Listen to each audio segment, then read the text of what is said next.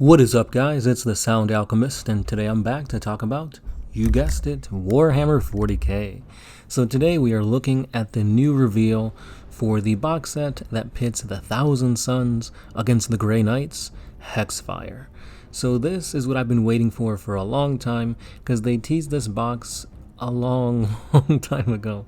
And ever since then, I've been waiting, because I think it was the Sisters of Battle, then the Skitarii, then the Orcs, and now finally we come to this epic battle between the Grey Knights and the Thousand Suns.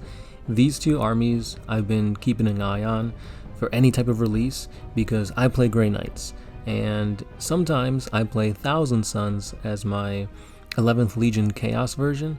So to see what new abilities, what new models they have is something that I really want to know. And at the same time, I was very interested in figuring out if whether the Grey Knights were going to cross the Rubicon and become Primaris.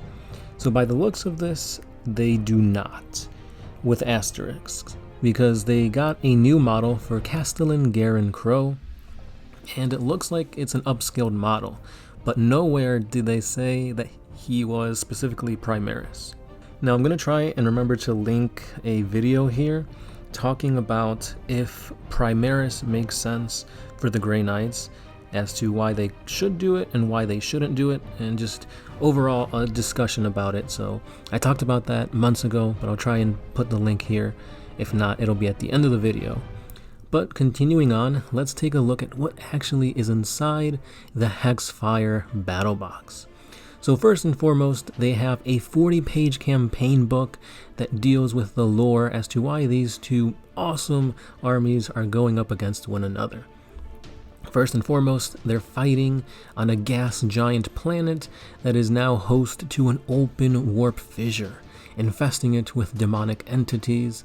And here you have battle scars, relics, battle traits, and all the fun things to run a crusade on this world. Now, I don't know about you guys, but we have been playing Crusade pretty substantially in my playgroup, and it's fun. It's really cool to see your models either get battle scars and just like slowly wither away as your opponent is getting awesome relics and traits and whatnot. So it's a fun skirmishy type game, but at the end of the day, I'm just excited for any new models. So as we take a look inside the box, we see that unfortunately there's only two new models, and those were the two models that were showcased to us in the previous weeks. So the only ones for the Grey Knights is Castellan Garen Crow, and the only one for the Thousand Suns is, I forgot what they call it. Let's see if I could figure it out. The Infernal Master. So he's basically a souped up psyker. Like that's the only thing to him. But regardless of that, let's take a look at, again, the insides of the box. So they're saying that it's pretty balanced between the two. I don't know about that, because when you look at the Grey Knights, you have Castellan Garen Crow, and you have 10 strike squad members. Now these Marines can be used as a strike squad, they can be used as purifiers, they could be assembled as interceptors, or even purgation squads.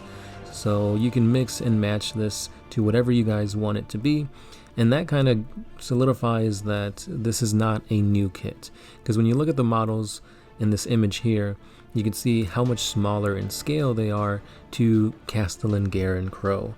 Not just that, but the armaments, the sprues, it's basically the same thing as you would see in a strike squad, and they just give you the options to kit them out. However, I don't see them giving you all these options, plus them going to a bigger scale for free, essentially. And then on top of this, you get a Dread Knight, which also kind of hurts me a little bit, because I thought we'd see a revamp in the design of the Dread Knight. Because as awesome as Dread Knights are, as crazy awesome lore they have, the armaments and whatnot, the meme, the joke here is that they're baby carriers. Like when you look at this, it's kind of ridiculous looking, and I thought maybe they'd have some type of like reinforced chassis or something, but no, it's the same sculpt for the Dread Knight. But if you're starting Grey Knights, this is a pretty good half to go with.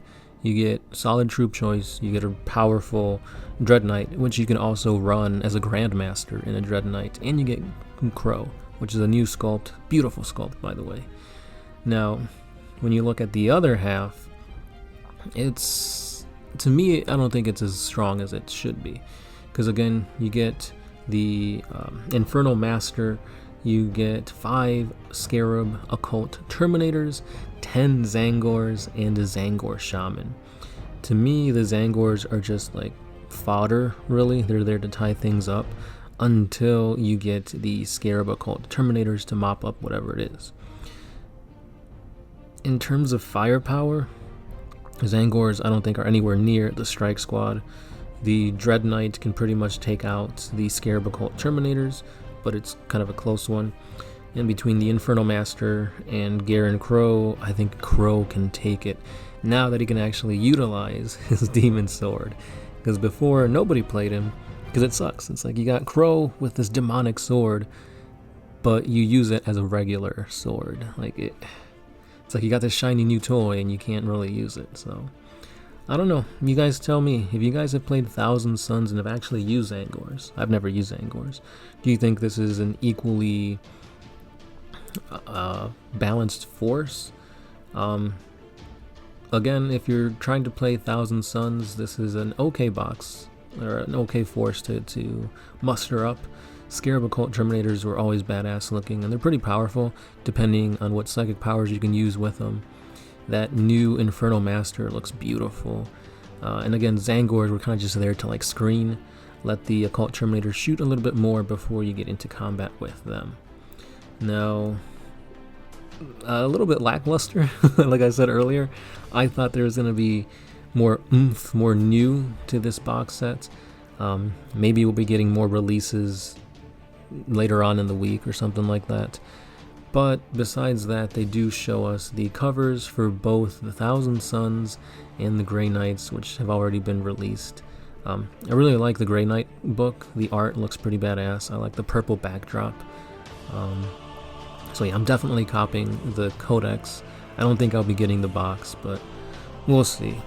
But let me know what you guys think about this box set. Do you think they're going to be getting more models of the newer kind? Because I mean, when you look at the orcs, they got a brand spanking new supplement of models with the Beast Snagas. The Sisters of Battle also got a slew of new units. The Skitarii didn't really get any new units, but from what I've been hearing, they are quite the force on the tabletop. So, with how 9th edition has been with like the secondaries, and like how basically if you're picking Thousand Suns or Grey Knights, the secondaries screw you over, because there are secondaries that really hamper you if you're using an all-psyker list.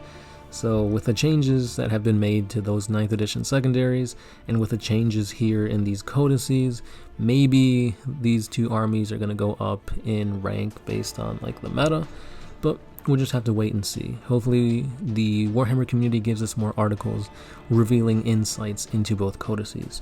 But I'm excited. Like I said, it's new stuff and I'm here for it. So again, let me know what you guys think about this new release set. Will you be getting the box, or are you just getting the codices? And what do you want to see in the 9th edition codices for these guys? As always, guys, thank you for listening. Thank you for watching. Be sure to hit that subscribe button, comment, like, and hit us up on Patreon if you want to go that extra mile. This has been the Sound Alchemist, part of One Mind Syndicate, and I'll see you in the next one. Peace.